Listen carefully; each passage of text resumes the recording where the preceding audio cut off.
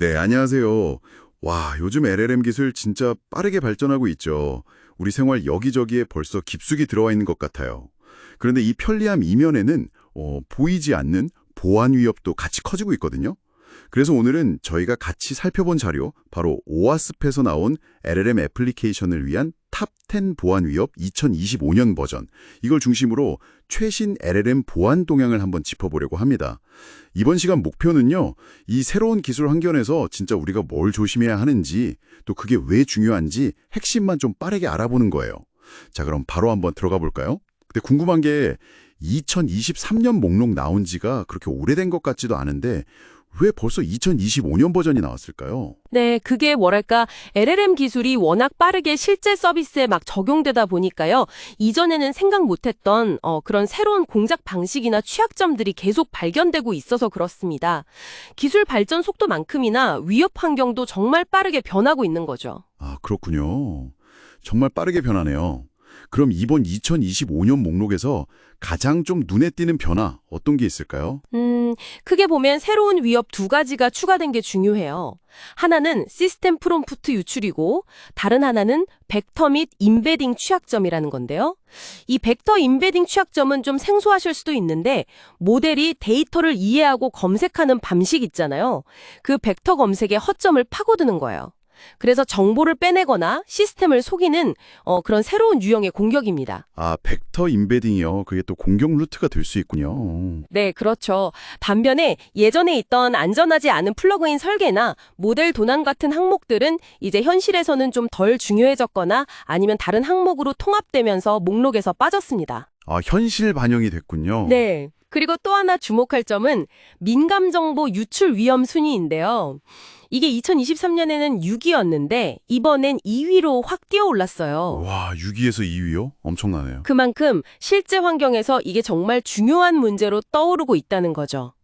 그리고 과도한 자율성 항목도 좀 달라졌는데요. 단순히 순위만 바뀐 게 아니라 LLM 에이전트 같은 거 있잖아요. 네네, 에이전트요. 걔네들이 스스로 막 인터넷 검색도 하고 API 호출 같은 복잡한 일들을 점점 더 많이 하게 되면서 그 위험 범위랑 중요성이 훨씬 커졌어요. 그러니까 이게 통제가 안 되면 정말 예상치 못한 큰 사고로 이어질 수 있다는 우려가 반영된 겁니다. 이야, 정말 변화가 크네요. 그럼 역시 가장 중요한 위협부터 봐야겠죠. 여전히 1위, 프롬프트 인젝션. 이건 뭐 워낙 유명하긴 한데 왜 이렇게 이게 심각하고 또 해결하기 어려운 문제인 걸까요?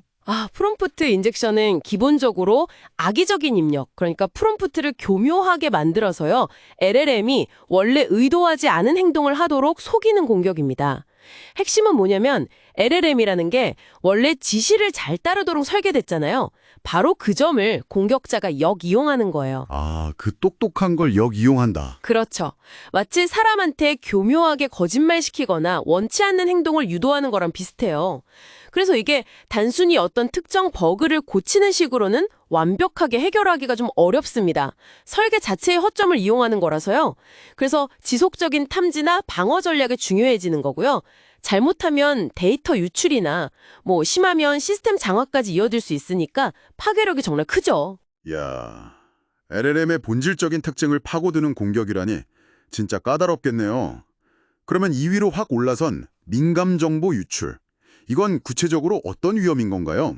그냥 실수로 정보가 새는 거 말고 다른 이유도 있는 건가요? 네, 맞아요. 물론 기본은 LLM이 답변을 생성하다가 실수로 개인식별 정보, 그러니까 PII나 금융정보 아니면 기업 비밀 같은 거요. 이런 민감한 데이터를 노출하는 경우죠.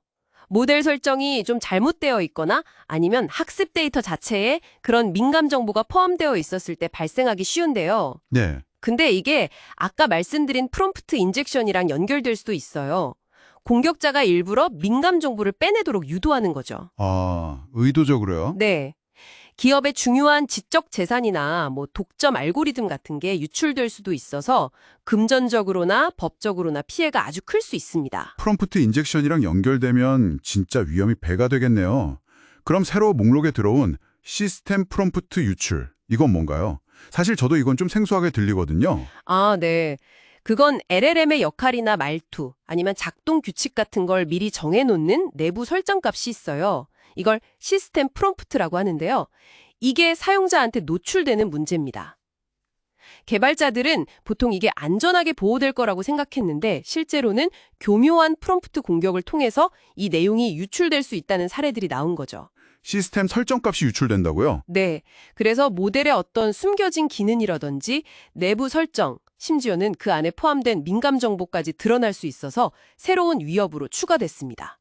정말 LLM이 똑똑해지고 또 자율적으로 움직이면서 예전에는 생각지도 못했던 방식으로 공격받을 수 있다는 거군요.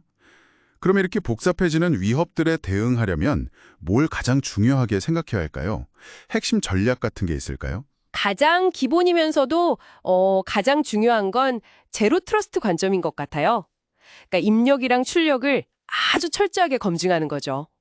사용자가 입력하는 모든 프롬프트는 일단 잠재적인 위협이라고 가정하고 유해한 패턴이 있는지 걸러내야 하고요. 입력부터 의심해야 하는군요. 네, 마찬가지로 LLM이 내놓는 응답도 그대로 믿으면 안 돼요. 혹시 민감 정보가 섞여 있진 않은지, 악성 코드가 포함되진 않았는지 반드시 검증한 다음에 사용자에게 전달해야 합니다. 출력도 검증하고요. 그렇죠. 그리고 또 중요한 게 역할 기반 접근 통제, RBAC라고 하죠. 사용자나 시스템이 딱 필요한 최소한의 권한만 갖도록 제한하는 원칙을 적용하고요. LLM이랑 관련된 모든 활동을 계속 모니터링하고 기록해서 혹시 이상한 징후가 보이면 빨리 탐지하고 대응하는 체계를 갖추는 게 필수적입니다.